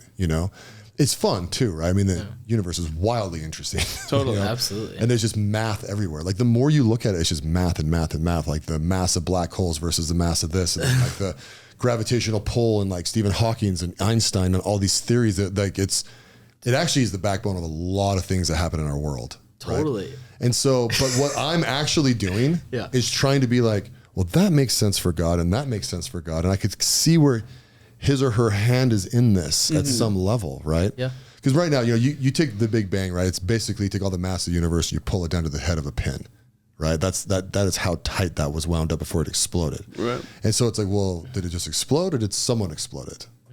Well, and you don't know till you die. That's another fun thing. This is I'm chasing a ghost, right? Like they'll never find anything, but I'd like to look. Yeah. And so, totally. but like some people, like if I tell people about it, I'm like, yeah, like space. And they're like, oh, cool, Mark's into space. And I'm like, no, I'm actually trying to find God. That is what I'm trying to do. And that's why I like space, because I'm trying to find it. But when you post stuff like that, it's funny because people really connect with it. Yeah. They're like, yeah, me too, man. I left a religion, or I'm at this part of my life. And like, I have no idea if God exists, like bad things happen. I don't get it, And it's kind of endears you to people. Yeah. But it's just a freaking thought that I had. And I just post it. Interesting. That's amazing. Yeah. Couple of quick things on that. First of all, like I also do that, and like the math thing, like Sam joked about me always being gifted and talented. Like I think it's actually just some mild autism or Asperger's, because like I call it HFA, high functioning autism. Yeah. I mean, I'm not kidding, Mark. Since I was a young kid, like I've seen the world in numbers, like 2, 4, 3, like everywhere, and like looking at like the clock, or like I'm almost guided by numbers in a lot of ways, I think. And Tesla did the same thing, and I've recently watched some pretty interesting stuff on that. But one time that was like a really impactful experience for me. Shortly after my grandma on my dad's side passed, the grandma on my mom's side, the LDS one, amazing woman, like just crushing it, so sweet, so awesome. She was like, just try reading like one page of the Book of Mormon and like watch something good happen. And I was like, whatever, I will.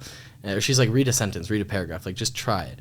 And like I remember like doing that, and then walking out of my house, and like usually there's in Philly it's a lot of traffic, whatever, and then all of a sudden like I thought of and like felt connected to my grandma on my dad's side, and it was like a feeling of warmth and love that would like be representative of Jesus or God or religion, like God loves you. And I like felt her love in that moment, and somehow there were just no cars, and I just like walked right across like a usual intersection that would have like hundreds of cars. So I was like, wow, like that was like a big moment for me where I was like, all right, God's real, or something's real, with God, it's like, because I was really religious, right? I was a go to the temple every month kind of guy, right? Like your example, your example Mormon guy. And I look at that stuff and I'm always like, is this causation or correlation? I ask that like more than you can ever imagine. Yes, that in business deals a lot. Yeah, totally. Yeah. People will really like, they'll be like, oh yeah, this is correlated, and I'm like, yes, that does not mean it's connected. It doesn't mean that this caused that. Absolutely. Right? And it's a massive difference, right? Absolutely. Because, people will be like, they can tell any story. You can convince, well, that's the problem, right? You convince yourself of anything. Yeah. Right? And that's why the futile search for God's interesting, right? Because you're like, every time I try and find evidence from him, well, then I can logically unwind it. But then it's also very poignant. And you just have to decide, right? Well, here's the decision, right? You either have faith or you don't. Yeah. Going into the fatherhood thing a bit, I've been spending a lot of time on this. Just finished my tenure as the president of Morton's Real Estate Club, like 500 people, was president of my fraternity. And specifically last semester, I was on pledge staff for my fraternity. And one of my buddies, like one of my best friends in the world, Josh Beck, huge shout out. He grew up basically without a father entirely. Raised by his mom, who's a full-time doctor, so she's barely around. So him and his brothers raised themselves in like a gnarly part of LA, like super gnarly, like rural, not rural, but like poverty-ridden part of LA. And we were on pledge staff together, and we did a fall class that was like 10 people, and then we helped recruit like a 30-person spring class. And one of the spring pledges was talking to us, and he's like, you know, like something about like what makes a good outcome in a pledging process. And Josh is like, think about like your experience, you know, with your dad, like what makes a good kid, what makes a good person. And it's like, how much time did you spend with them? Mm-hmm. And I think a lot of the strongest male figures, you know, like everyone's father, if you're lucky enough to know them, like Trump, Andrew Tate, Huberman, whoever, Joe Rogan, like maybe not all these like, you know, right-leaning guys, but anyone on either side, even Biden, like all these male role models that we're supposed to look up to, we only get in small glimpses. We only get small windows of the ability to perceive them. And a lot of times people do really curate how they're perceived. Like people spend, you know, months or years working up to a 10-minute media appearance, right? Or an hour-long podcast or whatever. Yeah. And that's because, you know, they're trying to hide like the difficulty that they've gone through and put on this perfect face. Like for a kid, you know, I know our dad's talked about this. Like he's like, he could be battling the world, dealing with like a bunch of stuff, like mentally not doing well, but he has to put on that face like everything's okay because he's the leader, he's the dad, and he needs to be someone that like we can feel strong and confident in. And I think like because of that, not to mention needing to provide, like being at work all the time, like going out and doing stuff for yourself, trying to stay healthy, like all that, it's very time consuming. And then when you mix that with needing to put on that good face, you almost choose to be very selective with the time that you spend with people because you want it to be received and perceived in a very, you know, positive way. Yeah, that's spot on. Yeah. Absolutely. Yeah. Well, there's a switch gears real quick here. Yeah. Tell us about your company. I think in order to talk about the company, we've got to give you a little brief background first. You want to start? Yes, I'll start. I first started doing business with Sam when I was 10 years old and he was 8. we were partners from day one. Yeah. Locked in. But yeah, no, truly so Sam and I are 3rd generation money managers. Our grandpa was with Morgan Stanley for over 30 years. Our dad started his own division within UBS. Very cool, impressive stuff. So yeah, ever since we were young, you know, one of the more impactful like experiences with my dad was him sitting me down and doing like times tables with me and teaching me math and multiplication, division, and I loved it. I was like, number thing that you're doing, yeah. Mm-hmm. Like I love numbers, genuinely. And you know, then starts introducing me to stocks when we're around 12 and like starting to see like how you value a company and like, so we've been doing it for a while. But the first business we did was a golf ball and lemonade stand. We lived on the Park City Municipal Golf Course 6-hole, which was like a straight shot, and there was a golf path on it. So when golfers would hit their balls and they hit the golf path, they'd almost certainly come for our house. Yeah. And so we would we were jerks. Yeah, it was, I mean, I don't know about jerks. We were opportunistic. We were running a monopoly. Yeah. So basically, the golfers would hit their balls into our yard. We would get them, clean them, sell them back to them. Yeah. After we'd prank them. So we'd go air horn them on the drive. Oh, that was our younger brother. I didn't do that. That was Josh. And then we'd run down and then sell them something. Oh, really? Nice. So funny. But no, it was like surprisingly a really good business. I mean, we obviously like had a lot of support from our parents, so like have to, you know, of course, give them a huge shout out. But like we had lowered your cost of goods sold. Yeah, we had 100% profit margins. We were killing it. Yeah. But no, truly, we had like $100 days, you know, at 10 years old. So that's pretty killer. Yeah, there were a couple days where we were bringing in over $100 and we donate everything to the homeless. 10% to charity. 10% to charity. Yeah, I got a picture of Nancy and I'll show you after. Yeah. But no, that was fun. Yeah. That was cool. But so then I don't know, I just became like obsessed with the concept of money, not because like I'm like greedy, but because it's like, oh, money is how you pay for food. Money is how you pay for a taxi or a car or a house. Like you need money to function in society. Yeah, absolutely. So I like I got lifeguard certified the next summer and did a babysitting business, made some really good money there. Did some landscaping, hated it. Realized I don't want to do physical labor for money. And then, you know, probably my first like really successful venture was a college counseling company I did after getting into like all the IVs and stuff. I was like, you know, had the credentials to do something like that. Made like $5,000 a month as an 18-year-old. So I was like, wow, you know, money's awesome. Probably didn't spend it in the best way. Should have invested more. But yeah, so then I realized that like, okay, you can use your expertise or like the way that you see the world to add value to someone who doesn't see the world in the ways that you see it. So the next business I started was a consulting business. Landed Sotheby's as our first client. Was unbelievable. to be able to like work with realtors that are selling $40 million houses on like their website and their CRM and their scripts and, you know, their pipeline of prospective clients. And so that was just absolutely incredible. Got the chance to work in like all of Park City's gated communities like Promontory, Glenwild. Colony isn't gated, but it's the most expensive. And it was just like the most rad experience. Like, yeah, Victory Ranch, Wolf Creek, High Star, like these are like in my opinion, like some of the nicest places to live on the planet. Yeah. And I was just like, you know, how these realtors are paying me to tell them how to do their job. I'm like, wow, this is crazy. Yeah. But no, in reality, I did like a lot of grunt work. I wrote like 20 years of scripts for people, and then I would use like I do a bunch of research on different CRM systems, and then basically like set them up with the best system for them, put them on like 20-year email campaigns with, you know, 50,000 people across the country, and then just like bring them clients. Had some really good results. One of my clients like reported a $30 million increase in sales volume after I implemented some systems for him. So I was like, all right, there's a huge opportunity here in the delta of technology that we know about, our generation and the older generation knows about, and we can fill that gap and capture that value. And so that was like a big realization. Also working with the realtors, didn't have the best experience, like a lot of promises, a lot of big promises.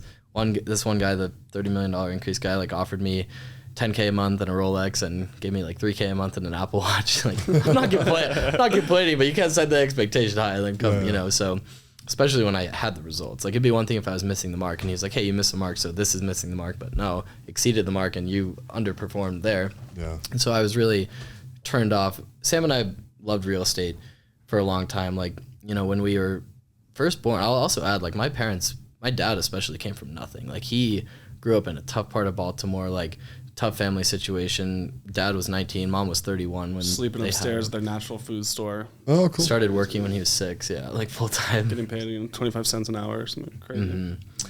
Yeah, and so like when my parents got pregnant with me, they were both like, you know, working service jobs. They were both dishwashers on Main Street in Park City. Or my mom was doing massages. Serving, Dad was massages, I think. Oh yeah. And Dad was a dishwasher at Texas Reds in Park City. Yeah. And he was a server at Grappa, if you know Grappa on Main Street. Yeah, he was a server there. Oh, cool. Isn't that crazy? Yeah. So basically, like, when I was born, my dad was like, all right, I need to make some money, and like joined the, you know, financial services industry. But it was cool because growing up, you know, like, we lived in an apartment from age 1 to 2 for me. And then when we had Sam, we moved to a place in Trailside, and my parents would rent out the basement to someone for extra income and to help cover the mortgage. So from an early age, we saw like the power of real estate to bolster your income. And then, you know, they sold that house, moved to Thanes. Thanes is less than a mile from Park City Mountain Resort. So when PCMR was bought by Vail, all of those property values tripled overnight. Couldn't have predicted that, but like, great play. And so we then moved to Park Meadows, which is a really nice neighborhood in Park City, and, you know, more than tripled on the sale because of like COVID and, you know, population doubling in Park City, like crazy stuff. And we sold it to like a top exec at YouTube, who basically like paid a ridiculous amount of money for it, renovated it, tried to sell it, couldn't sell it. Like, you know, but a lot of like the value my parents created was with their own hands. Like, my mom loves interior design. My dad, like, you know, really other than plumbing, did a lot. You know, he would like, you know, help with the cabinets, you know, even try to fix the plumbing himself. Like, and my grandpa's the same way. They, you know, are really tactical and like to like try to do as much themselves as they can. You know, of course they'll outsource if they have to, but that was like a big thing for us, is seeing like, you create value by doing work. You don't create value by like, you know, sitting on stuff, unless you're sitting on Apple or Tesla or something that, you know, you have a crystal ball. But that was like why I started loving real estate so much. So I knew I wanted to be in real estate. The Sotheby's experience was great, but not amazing. And that's when I realized I wanted to be on the ownership side. So I started doing a ton of recruiting for like top real estate private equity firms, had some exceptional offers, not only in PE, but also in like prop tech. And there's a lot of interesting prop tech companies I was going to work with. But then COVID happened my sophomore year, and I realized I wanted to be closer to the family out here in Utah. Kind of had, you know, like not forgotten, but I just like put it on the back burner to be in Utah because I wanted to be on the East Coast so bad. And then I remembered this awesome opportunity with a huge firm out here, joined them, got a full-time offer, stayed on for 2 years, underwrote like hundreds of billions of dollars of real estate. It was the most insane experience, like learned how to start funds, operate them. Yeah. And that led to the creation of Black Mountain, with that same concept of the Sotheby's technology thing, where there's like a massive gap between where the asset management world is today in terms of technological capabilities and where it could be. And like, we can capture that value by building tech to manage assets better. Yeah. That's awesome. Yeah. Now we got connected on LinkedIn, right? Yeah, I messaged you on LinkedIn. Yeah, isn't that wild? Speaking of the power of tech. You're like the one people that I've probably like really. I mean, I've got a few connections off of there, but like, I don't know. I agree. I think I actually need to learn LinkedIn better. I need to engage with it better for me. But Our buddy who sold those 2 companies, they were literally just LinkedIn automation businesses, like pretty low level. Like probably cost him $300 a month per client, charged him $5,000 a month. Like, yeah, so we can help you if you want with that. Cost. I'll give you a little bit of background and then how we got started working together. I never really started a business growing up, so to say. I kind of just found different ways to make myself money. The first one was with cars. I always loved cars. Cars and airplanes were like my 2 things. Yeah.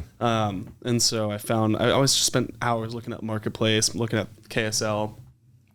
And I started to pick up on trends. Like, okay, this car looks like it could sell for more money. Why is this selling for so cheap and whatever? And I would just watch it sell. And it's like, what if I could start doing this myself? And so I bought my first car for $3,500 with the help of Dad, I think a little bit, when I was 15. I just painted new wheels on it, put new wheels on it, painted some stuff, you plastic at the back and make it look a little bit cooler, and then you sell it for more. And I just got another car and did it again, and got another car and did it again. And by the time I graduated high school, I think I had 5 different cars, and each one increasing in value. And the whole goal was like I really wanted to go to the Olympics. I was trying to take ski racing to the next level and then hit my head and then play lacrosse again. I was trying to take that to the next level. Anyways, just landed on flight school. And that was the goal. But at Embry-Riddle, I was like, I miss doing what I wanted to do, which is car flipping, whatever, business.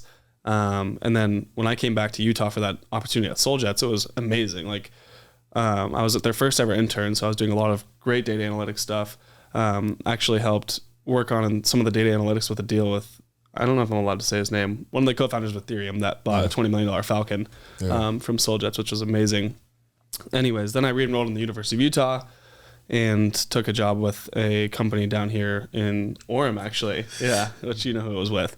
And great experience, actually. I learned so much about funds. I learned so much about how to help people with funds. And I learned so much about how they just work and operate and how, I could do one day, whatever. I did well, made a lot of money for the company, made a lot of money for myself. And at that time, Eli and Kyle were starting the Jupiter Fund. Yeah. And I don't know how much we're allowed to talk about that publicly, but they were working on that. And I was working down here in Orem. And like 8 or 9 months later, we were kind of like, hey, look, like I actually tried to start working with them originally. And Eli kind of was like, hey, dude, you don't really know much about funds. And I was like, that's totally fair. It was more like, we're still figuring out our own shit. Like, we don't want to bring you into the shitstorm, Like, totally. Yeah. But I mean, like 9 months later, we were kind of like, looked at each other and I was like, what are we doing? Like, you're so smart here. I'm so smart here. Like, and Kyle's so smart here. We could each sit in our own lane and collaborate and like do something big. And like Alex Hormozy says, he's like, adding one more person doesn't add 33% value to your business. It adds 10x if you do it right. Yeah. So we all partnered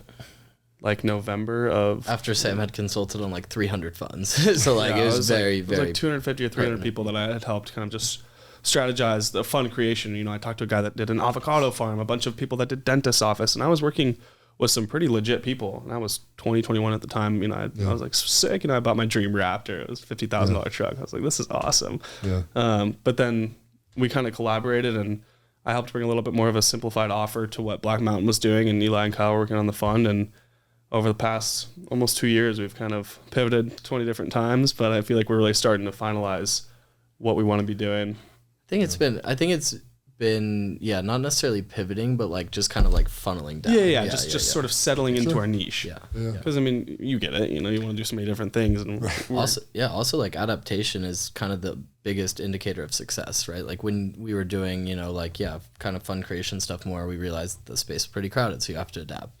And so I think for everyone, like being able to adapt and kind of turn on a dime is something really valuable. Yeah, totally. Mm-hmm. Yeah. But so that's awesome. It's kind of broken. It's broken down in like 3 legs. Like the first thing is the consulting side, or we're partnered with the legal team out of New York, so we'd say they're in-house because they have a small piece of our company, and so we're able to help people set up their fund and manage their fund. Eli's built this amazing fund administration software that we're starting to bring clients on and commercialize here within the next little bit, and so that's like one side of it, which is awesome because we can take an upfront fee and then we can take a management fee for doing the fund administration, and then second part of the company is the hedge fund, the Jupiter Fund, which we actually operate our own fund, and Kyle's our portfolio manager. It's done extremely well. It's amazing. We're actually closing that at the end of July here, which is great. And then the third part is make sure you send me the PPM next week. Yeah, right. Got you. Yeah, no, we're excited about that actually. We automated that. We have tech to. Yeah, so you it's just good. do type Pretty form. sick. We're gonna send you the investor onboarding, and it's gonna be sick. You're gonna see how it's all integrated. It's cool. I'm actually excited for that. That'd be cool. No, yeah, we're super. It's super. Excited. We try to make it frictionless because, at first, having people sign 50-page PPMs is they're like, this is freaky, and we're like, yeah. So yeah. Totally. I know every time I raise money, people are like, what the hell is this? And I'm just like, this is part of it. I need to cover my own butt. Yeah. But Mark, this third sector of the company, which we've kind of not accidentally discovered, but came across it I took the same strategy from flipping cars. Right? Buy something for cheaper, you can make it better and sell it for more. I was like, how do I scale that? You could do that with airplanes or something more expensive, but ultimately you could also do that with something that cash flows. And that's when I was like, businesses. And so we were like, how do we make money when crypto and stock markets are going down? Totally. Buying distressed assets at cash flow. Yeah. And so we found this middle market essentially, because Black Man Investment Group is not big enough to be taking down these $50 million, $100 million deals right now that these older, bigger institutions are taking down. And we're big enough where we don't want to be taking down these super small companies and assets that just aren't worth our time. So there's this empty middle market where acquisitions are made that, for example, our most recent acquisition, McNick & Company, we bought that company for well below replacement cost. And depending on how much we'll do this, we'll probably do $700,000 in revenue this year from that small acquisition. That's pretty unheard of. And it took me 3 months to find, but the owner, amazing guy. He's a helicopter firefighter pilot in Chicago, and he was looking to get into a real estate deal with his dad. He's been running it for 9 years and didn't want to do it anymore. Yeah. But to Sam's point, we really stress test the underwriting for this, and it's cool because Jupiter's PPM is very broad. It's okay, we can invest in whatever. Obviously we have a strategy, but if crypto markets are going down, stock markets are going down, but because of that, business owners are selling their assets for cheaper and they're cash flowing heavy users. We're like, all right, this is great. And so how we structure that is we give LPs a huge piece of the pie for taking that risk, and then we get a piece of the pie for doing the takeover, the operations, the diligence, all that. And so it's a perfect alignment of incentives that's common, I guess, but the combination of that structure is pretty new, I'd say. Totally. Yeah. Well, cool. And then we hope to expand into the real estate fund here August 1st. Yeah, we'd love to talk with you more about that offline because have some ideas and a lot of people are, even today at 5, I have a call with somebody who wants to throw money in real estate. So we need to make some moves. I got to go to the bank first and set up something. Yeah. No, we'll have to chat about that. We got 2 minutes before the SD cards run out. Yours did. I'm sorry. We're not on the camera no more. Bummer. But, I think it'll be fun, dude. If you guys are up to it, we should probably redo this again in 6 months and dude, let's do talk about the growth you guys have had between now and then. I would love to, because right now I would love to take down a bigger deal right now, because McNick & Company we acquired for off camera $180,000, which is you can say that, that's fine. $180,000. It's did $1 million in revenue in 2020. It's a 1x profit multiple or less, which is crazy. So we'll make our money back this year. Awesome. But I want to take down a $5 to $10 million service-based business. It's probably hopefully locally. What's so exciting about right now, similar to politics, is a lot of the old people are either dying or retiring and leaving these great businesses. Yeah, boomers, time to buy businesses. Totally. So. And there's no middle market, like Sam said, genuinely, because all the biggest PE firms have gotten so large that B-REIT is probably the best example of this. It's a bit of a far side of the spectrum example, but they raised $100 billion that they had to deploy. At least parts of it. And so they were buying, assets in a 4% interest rate environment at 4% cap rates. Very silly. Very silly. And so I think right now we're in a great spot where there's no one really in this kind of sub $5 million acquisition market, or fewer people than in the 50 million plus, which is funny. You wouldn't think that, but it's true. And it's because the education. No, that's 100% true. Yeah. Yeah. And because the natural growth the natural flow of any company or any organization is growth, right? You want to grow, but because of M&A, these companies have grown so fast that they're now too big to put experts on smaller deals. So yeah. Well, cool, dude. Well, let's wrap this bad boy up. Thanks for coming on. Thank you, Let's Mark. do it. Yeah, thank you awesome. so much for having us. Yeah, we'll do this again. This will be fun. So we'll clip this up. We'll throw it on social media. People interact with us. Love and follow if you're listening. Yes, sir. Yeah, like and follow. Bye, boys. McCormick. Thanks for listening to the President McCormack Podcast, brought to you by McCormack Foundation, Saxton Fund, ADP Lemco, and Professional Floor Systems. Make sure you subscribe to the podcast and keep up with Mark on Instagram at President McCormack.